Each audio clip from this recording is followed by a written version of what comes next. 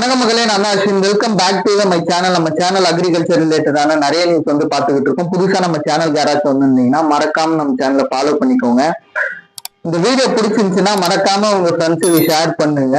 நம்ம இன்னைக்கு என்ன பார்க்க போறோம் அப்படின்னு பாத்தீங்கன்னா, கத்திரியில வரக்கூடிய காய்ப்புழு, கொசு, காயோட கலர், பட்டை கரை, இது எல்லாத்துக்குமே நம்ம ஒரு காம்பினேஷன்ல என்னென்ன மருந்துகள் நம்ம வந்து கத்திரி செடிக்கு ஸ்ப்ரே பண்ணலாம் அப்படின்றத ஒன்னொன்னா ஸ்டெப் பை ஸ்டெப்பா பார்க்கலாம். ஃபர்ஸ்ட் நம்ம கத்திரி செடியில பாத்தீங்கன்னா முக்கியமா காய்ப்புழுக்கள் தான் ரொம்ப அதிகமா வரும். அதுக்கு அடுத்த பிரச்சனை வந்து பாத்தீங்கன்னா கொசுக்கள் பிரச்சனை வரும். அதுக்கப்புறம் நீங்க பாத்தீங்கன்னா முக்கியமா என் தோட்டத்துல வந்து பூவே எடுக்க மாட்டேங்குது அப்படின்ற பிரச்சனை வரும். ஏன்னா நிறைய பேர் வந்து என்ன பண்ணுவாங்க, கெமிக்கலை, அளவுக்கு அதிகமான கெமிக்கலை வந்து தோட்டத்துல ஸ்ப்ரே பண்ணும்போது நமக்கு வந்து பூக்கள் வந்து ஒழுங்கா நிக்காம போயிடும்.